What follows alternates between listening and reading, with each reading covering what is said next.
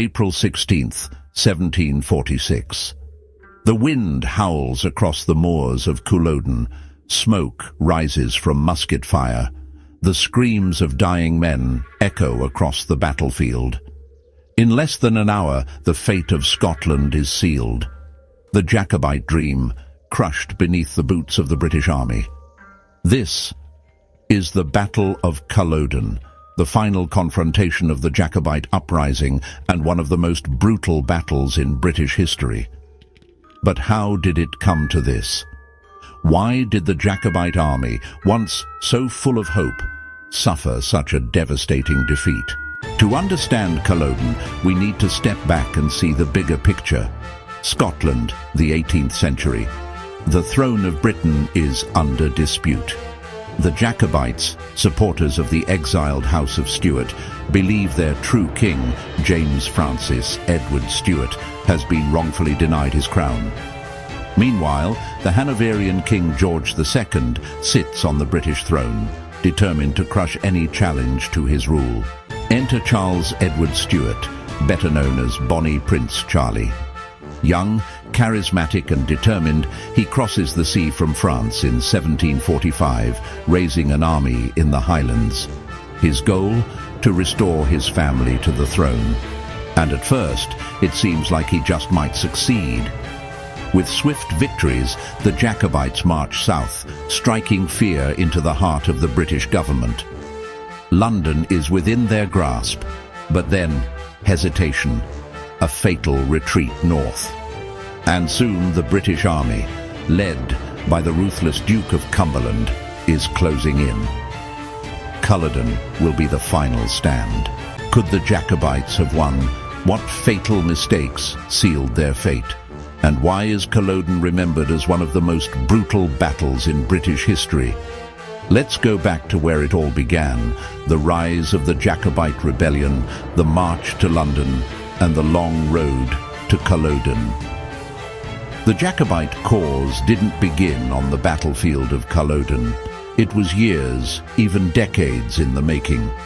The Stuarts had been forced into exile back in 1688 during the Glorious Revolution, when King James II of England and 7th of Scotland was overthrown by William of Orange.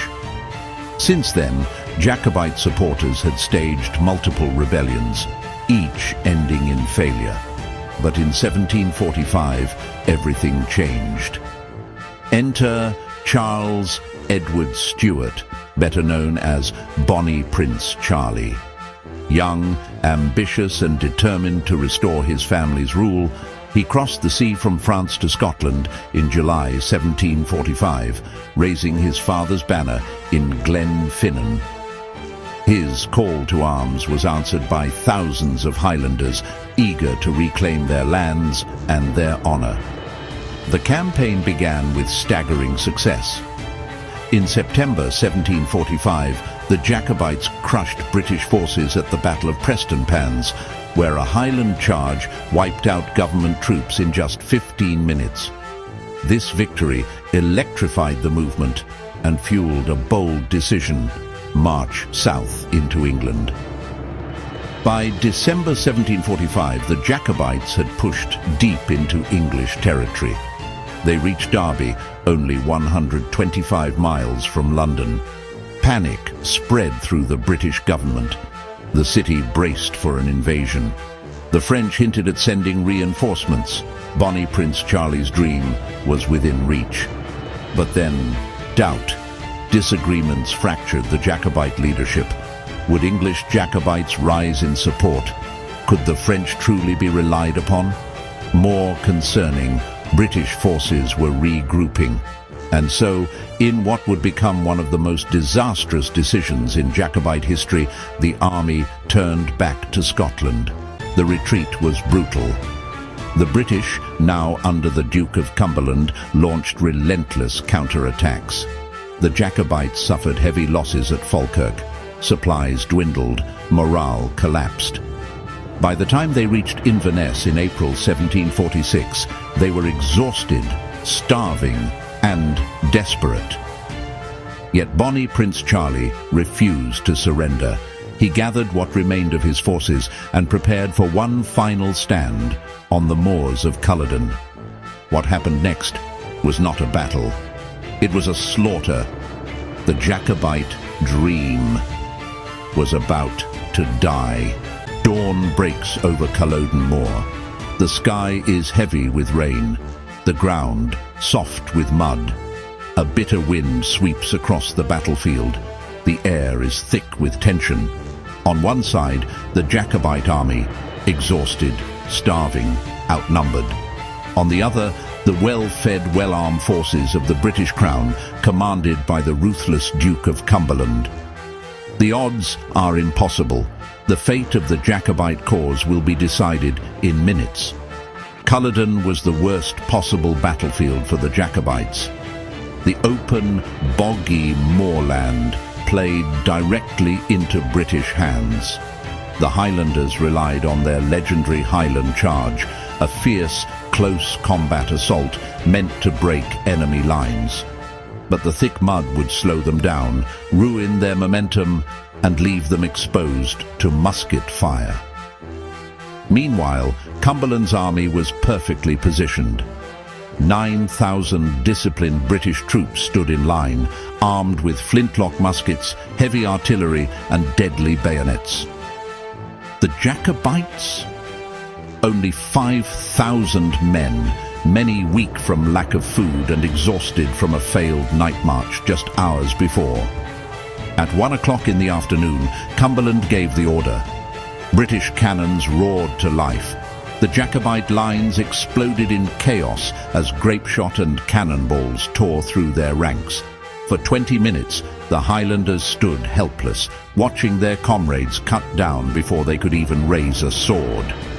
Finally, Bonnie, Prince Charlie, gave the order the Highlanders had been waiting for: charge.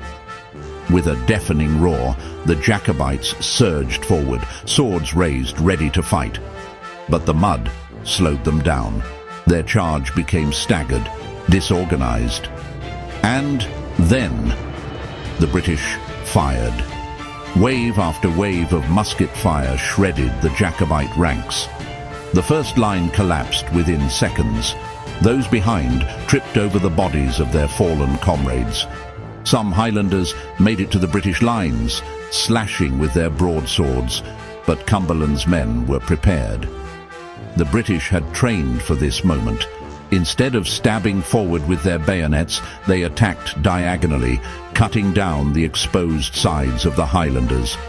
It was devastating. In less than an hour, it was over. The Jacobite line collapsed. Those who could fled. But the British showed no mercy. Survivors were hunted down. Wounded men were executed where they lay. It wasn't a battle anymore. It was a massacre. Bonnie Prince Charlie, once the great hope of the Jacobite cause, fled into the Highlands, escaping capture. But for the Jacobites left behind, the true nightmare had only just begun. The Battle of Culloden was over. But for the Jacobites, the true horror had only just begun. As the smoke cleared over the battlefield, thousands of Jacobite bodies lay scattered across the moor. Many were dead, others wounded, some barely clinging to life. But the British army, under the orders of the Duke of Cumberland, showed no mercy. Cumberland's men swept across the field, systematically executing the wounded, bayoneting any survivor who still showed signs of life. Those too injured to move were shot on sight. It was this merciless slaughter that earned Cumberland his infamous nickname, the Butcher. Some Jacobites tried to surrender. They were cut down where they stood. Others attempted to flee into the Highlands, only to be hunted down in the days that followed. This wasn't just a defeat. It was the brutal extermination of the Jacobite cause. And what of Bonnie Prince Charlie, the man who had led his army into this disaster? He ran. Fleeing the battlefield, he abandoned his men and disappeared into the Scottish Highlands. For 5 long months he was a fugitive, constantly on the move, relying on Highlanders who risked their lives to shelter him. The British offered massive rewards for his capture, but no one betrayed him. Then, in a daring escape, he disguised himself as a maid with the help of a Jacobite heroine, Flora MacDonald. Together they sailed to the Isle of Skye, evading British forces, and eventually he fled back to France. Bonnie Prince Charlie would never return to Scotland again. Culloden wasn't just the end of a battle, it was the end of an entire way of life. The British government crushed Highland culture in the years that followed. The wearing of tartan and kilts, banned. The playing of bagpipes, forbidden. Speaking Gaelic, suppressed. The powerful Highland clans were systematically dismantled. Their lands were seized, their homes burned. What followed was the Highland Clearances, the forced eviction of thousands of Scots from their ancestral lands. Families were driven from their homes, many forced to flee to America and Canada in search of a new life. The Highlands, once the stronghold of the Jacobites, would never be the same again. The Battle of Culloden was the last pitched battle fought on British soil. It marked the end of the Jacobite cause, the destruction of the Highland way of life, and the final cementing of British rule over Scotland. But the Jacobite dream did not die entirely. To this day, Culloden remains one of the most significant moments in Scottish history. It is a symbol of resistance, tragedy, and a turning point that shaped Britain as we know it. But what if the Jacobites had won? Would Scotland have changed forever? Or was their defeat inevitable? The Battle of Culloden was not just a military defeat. It was a moment that changed Scotland forever. Its consequences rippled through history, shaping the cultural and political landscape of Britain for centuries to come. With the Jacobite cause crushed, there would be no more risings.